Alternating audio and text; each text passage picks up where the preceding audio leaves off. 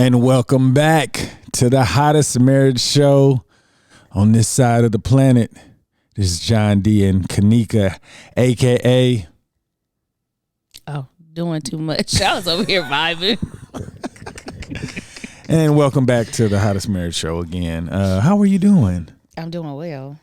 That's good. Why are you doing well?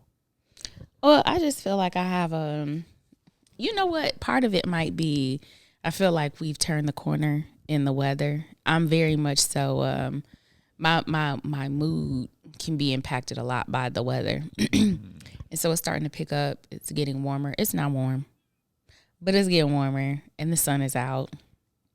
And I kind of feel like to be transparent, I felt like the last few weeks I've been spiraling, like constantly overwhelmed by this, that, and the other. And now I'm feeling like everything, you know how your desk at work can look messy because you got so many things going on, and finally you're able to put this envelope here and take these pens and put them up here. Everything starts to feel like I can see everything that's going on the desktop. That's where I am right now. Gotcha. So it's cool. What about you? I'm good. I ended the week off on a sour note. But you know, one thing I can say is that even though the days I have that could be tough at school, they don't come home. Yeah, true. And I feel really good about that because I unconsciously know how to do that now. Like it's not like I need time to I'm at home where I'm my happy place. And I didn't realize that until just now that I could turn it off. But while I was at work, I do recall feeling like I was exhausted. Like to be a really good teacher, it's really tiring. And I felt like I've cheated so many kids in the past because for whatever reasons. But now I feel like there's no way I could have lasted 20 years at the rate that I'm going this last few months of the school year. Oh, really? Yeah, no. Because I don't know how I would have been able to balance it because I guess I'm so young in trying to control my own emotions, let alone trying to figure out 100 kids' emotions going all at the same time. But now I have like that patience, but I don't know if I would have been able to adjust. I can see how a really good teacher could get burnt out if they do not know how to control their emotions from the interference of children's mouths. But overall, I like where I am as a teacher today. Even after the downer, I feel like I'm so much better than I was last week, so I can go in trying to make sure that the way that it ended, that it doesn't repeat, and make sure everybody learns their lesson. In the last episode, I was telling you about the kid that said "shut the f up." So, the next day, he almost acted like it never happened, but he was just like, "Oh, somebody tried to get me in trouble, but it didn't work." And in my head, I'm like, I remember being like, "Oh, we playing these games." Yeah. And I'm like, he's a kid. So I didn't say anything to him, but he did. He acted like, "Hey, Mr. Lewis," just talking, saying respectful or whatnot. And then at some point I was like, "Hey, I wasn't trying to get you in trouble. I was trying to change your behavior. Like, I need you to know that I know we have this relationship, but it hurt my feelings because I thought we had the relationship. So when I tell you no, that I don't have to worry about the response that could hurt my feelings." And he was like, you know what I'm saying? So I was like, it was like one of those moments where I could like let him know, like, my intent is not to get you in trouble. I'm just trying to give you everything I can. And I felt like maybe I got closer to him, but not only that, I saw other kids listening. So that, I guess me just thinking about that now just made me feel like, yeah, okay. That's good. Yeah, I'm figuring this thing out. You don't have to apologize for what you do. You explain why you did it. Yeah. Very good. For sure. But what I wanted to ask you, what I don't know what the most difficult part of being married to me was before I took on this journey. I don't know. But I would like to know what it is now. What is the most difficult part of being married to me now that, like, you look at it like, like, whatever it was before, what is comparable to it now? I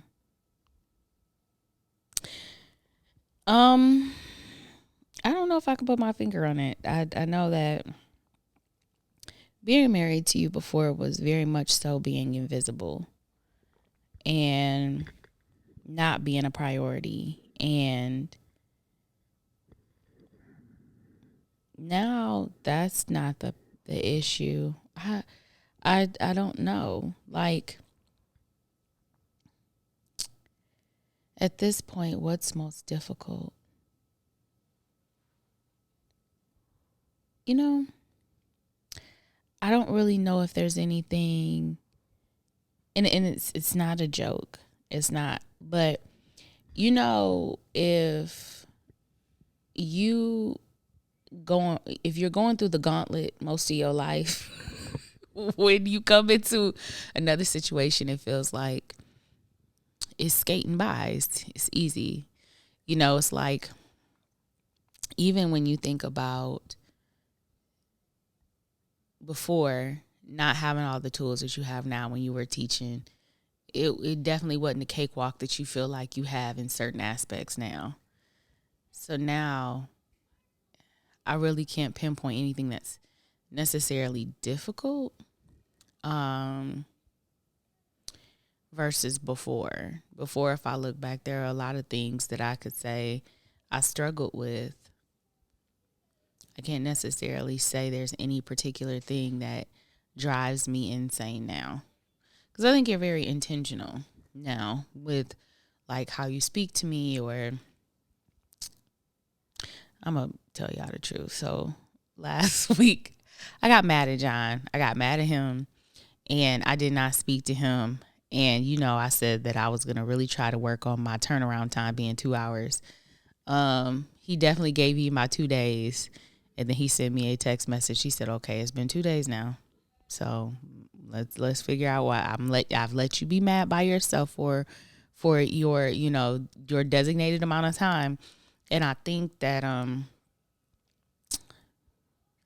even those kind of things is just like, maybe the most annoying thing about you right now is the fact that, like, you really are intentional with everything. So it's like, I know I said 2 hours. So when you sent me that text that said 2 days, I was like, that's true. I was supposed to have gotten over that.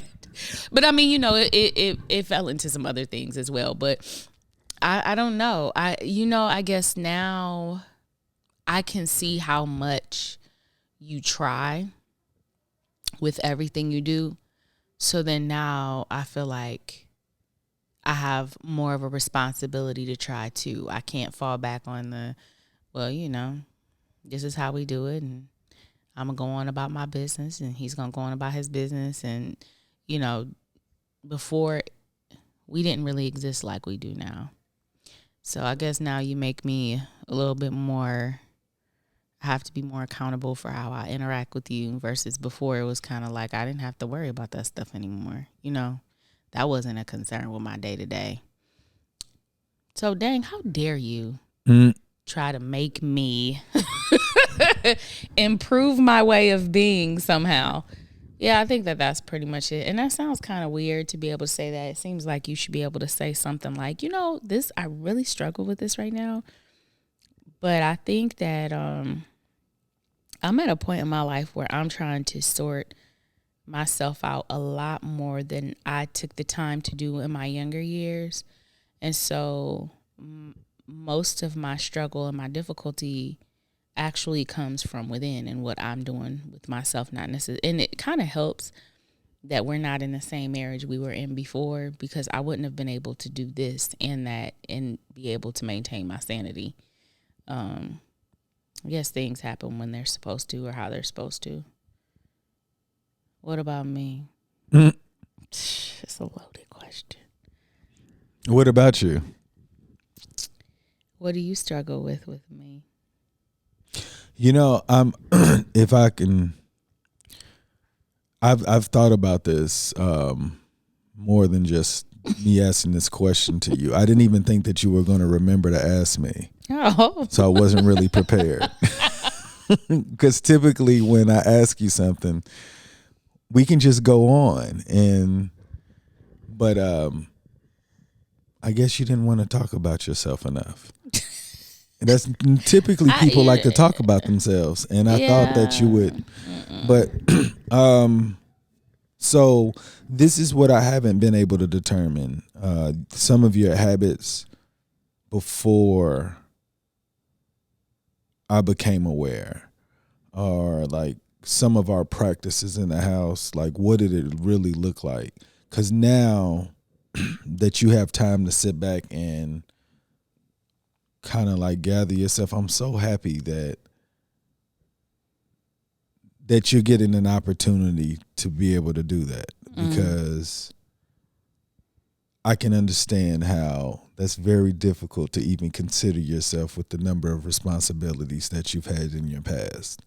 So the idea that this moment has come makes me feel really good, because I feel like it's something that you want to do, and it only makes sense, especially if you feel safe enough to be able to be that vulnerable. So thank you for sharing that. I wanted you to know that. I love you so much. So I will say this. I remember there was a time where you would say, "Hey, John, on your side of the bed, could you like straighten? It just looks so messy," and I, it took me a long time to figure it out. And I was just like, okay, I figured it out. And so I'm looking at my side and I'm like, man, I have maintained this. At the most, we might have like two things of tissue from me blowing my nose, or a couple of Q-tips. But overall, it looks manageable. And then I was like, was she just picking with me, or was she just, that was her like regiment then? Now, because I know it's not as important to you. Oh my God. So I was trying to figure out, like, did you just get overwhelmed with so many different things that one of the things that I felt like was might have been a pet peeve to you is no longer important? Oh my God. How dare you? You asked the question. I didn't, but I've been thinking about this. I've been overwhelmed. So I'm one of those people that if you travel, when you come in, I either will get rid of everything in the suitcase or it'll be there for 2 weeks. So lately, I've been the every 2-week person. So I've had luggage sitting out, and then it's like he'll end up doing laundry and the clothes will be folded, but I'm not ready to put them up. So I just line them up next to my bed on the floor, and I'm like, I'll get that tomorrow. And then I just don't. And then it's like my pajamas, I just lay them across the bed when I'm done with them, and I'll put them, it's like, I think because I've been feeling chaotic, everything around me is. Like just yesterday, I straightened my desk after weeks and weeks of looking at, like, literally there'll be papers, and it's not even like it's a neat stack. It's like stuff is just strewn all over the place. This teacup is sitting right here. These pens are laying right here. And I think I've just been feeling very chaotic. I don't think I have everything. My brain is not organized, and so nothing around me is. And so, yes, before we moved in here, we had these 2 side tables, and John used to have a million trillion things on this table and used to drive me insane. And now you do really, really well with that. I think one of the other things is that you have your own office space now. Like that stuff that was there were like folders and the books you were reading and all this other stuff. And now you have space to kind of put all of your things now that we're settled. And so, you don't have an office? But you see where I am right now. Like I was just trying to figure. Yeah. So for me, my I think that was just you and that side table and all of that was just due to the fact that you didn't have adequate space for yourself. With me, it's a reflection of whatever is going on in my head is what you're going to see around me. My desk, my side of the table, or my side of the bed, my side of the counter in the bathroom, all of that stuff. I guess it really is a symbol for you. If things start looking like outlandish, you be like, okay, something's not right. Or she's about to start spiraling and she doesn't know that she is. And that's just a revelation I'm having right now that I didn't have before, because I really did hate when you used to have all kind of stuff piled over there. And I used to be like, why can't he just like find somewhere for this stuff? There's a shelf over here. Why won't he put these folders here? Why won't he do that? And yeah, but for me, if something's sitting around or it's looking crazy, it's because I really feel crazy. And so let me show you how crazy I feel. This is what these clothes ain't gonna match. Like, this ponytail gonna be lopsided. This desk is sad, and the side of the bed is no telling what's over there. We don't know. It's a landfill. So, yeah, I'm not really good at that right now. Yeah, I used to be like, we would have a hamper in the bathroom, but then John's socks would be somewhere, and I'd be like, why won't he just? When we were in Abu Dhabi, I'd be like, it's right there. Like, I don't get it. And then I said something to you, and you would do it. But it was like, then we moved over here. John was like, why are your socks all in the living room? Every night. And you know what's so crazy? I complained legitimately. I said, hey, I don't like your socks. And look, the very next day, the socks was still, it was just almost like we didn't have it. And then I remember it was like 2 days in a row, it was no socks. And then it was just like, I didn't say anything. And then it was just like socks and I was like, did she leave them here for the morning? Like, to slide them back on? No.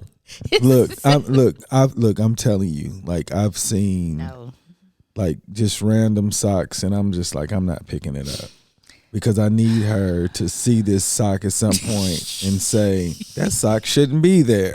But if I pick it up, it's like her behavior is not. And you know what's so crazy about that is that earlier this week, so typically I wash clothes, right?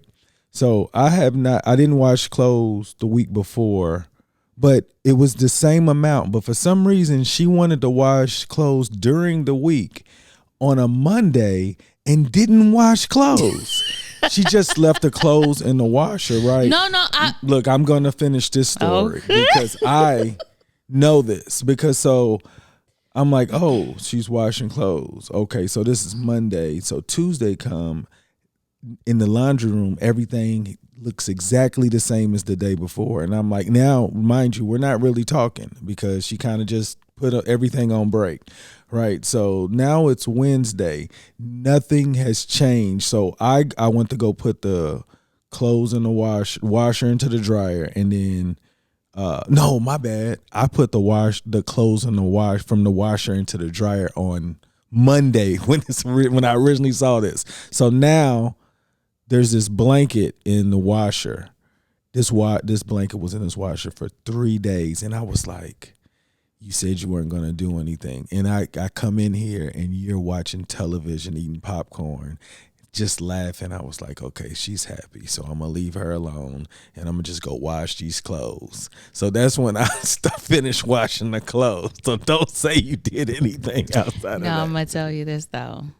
You know, the one that was sitting by the door, the full hamper that was sitting by the door, it had already been washed and dried. Oh, so I washed them twice. Yes. But see, I did have to wash the blanket. I ran the blanket twice.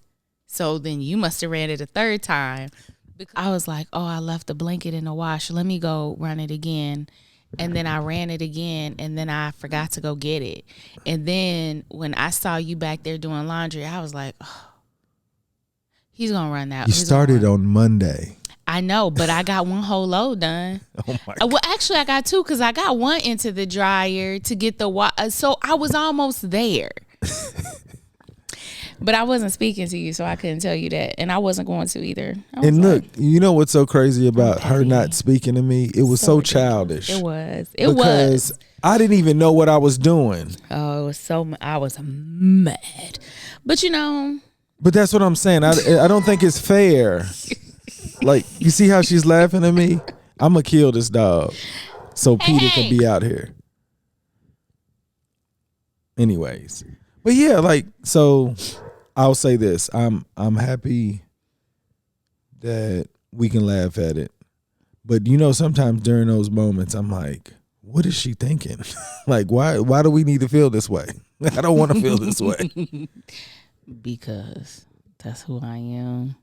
And I'll say this, I didn't take you to work with me either. So I was able to separate the two. But that's probably why I was so tired, because I'm not getting the proper rest at home because people want to act like they don't want to speak. Oh, no, but you know, I was really thinking about your sleep this week because So I can tell you what I was thinking. You can say you were thinking about my sleep, but the whole point was I thought this was related to the whole incident. Yeah. So you can say whatever you want. Say this.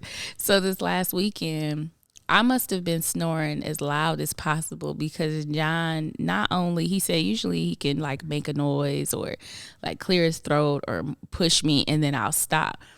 Man, when I say that man yelled my name, I was like, what? And I was like, oh, I was snoring really bad. So yeah, I was beefed out earlier this week, but I was sleeping out here because John get his sleep. It's so sad. Like, he goes to bed early, but to say he gets a full 8 hours is like, I don't really, I cheer him on when he does make it to his alarm. But I have gained a lot of weight, and I know it's really, really impacted my sleep, the quality of my own sleep, but impacting your sleep as well. So we weren't speaking, so I couldn't really assess whether or not it was helping you. But later on, when we started speaking, I was like, so how's your sleep? And you're like, it's whatever. And I'm sitting here thinking, being in the other room, like sleeping outside, maybe it was helping you, but it wasn't. It wasn't, because I'm thinking that you're out here sleeping because of other reasons. So mentally, I'm not even in the same place to be able to appreciate sleeping by myself because I'm sleeping by myself and don't even know why I'm sleeping by myself. Maybe she's like, I'm doing this experiment to see if you sleep better. So then I'm like, oh, okay. I ain't speaking. We ain't speaking. So that experiment didn't work. Yeah. I do appreciate the thought though. When I think about it, I definitely wake up less without me in there. Yeah. Well, if I'm saying, I know that I don't have to tell you to like say your name or something, but I'm not gonna lie. I told you, I thought you were in the bed. Look, it was a mound of laundry. This just lets you know how much weight I've gained. It was a mound of laundry. I'm saying like my eyes don't all the way open. I just know when it's a person next to me. I'm joking. But like when he put the laundry on the bed, I was like, yeah, I'm not folding that tonight. So we just kind of moved the stuff over to my side of the bed, and then I went and slept on the couch again. So he was like, oh, I thought you was in the bed with me. Y'all. The mound of clothes. I said, this big old mound was all. You so silly. Yeah, I haven't gained that much weight, but come on. Yeah, that was funny to me though. But it's cool. It's cool. So I take it that you say that you really don't have anything in comparison to what made it so difficult before. No, I think that because you really are like trying to address everything, you're very, very much more attentive to you and I. It makes it difficult for there to be misunderstandings or problems or like, oh, that gets on my nerves. I just don't. And it's not to say that there aren't times where I'm feeling like that. It's just, it doesn't stand out enough for me to be able to say, like before it used to be, whenever other people were around or we went somewhere, I didn't necessarily know what you were going to say or what you were going to do. And if it was going to involve me or something about me, or, you know, it was really unpredictable. And sometimes it's like I didn't exist there. And other times it was like, let me include Kanika in my story. And then it's something that I don't want to discuss. And so then I'm like embarrassed. Like, so I never really knew what to expect, whether at home or with other people. And it felt really unnerving.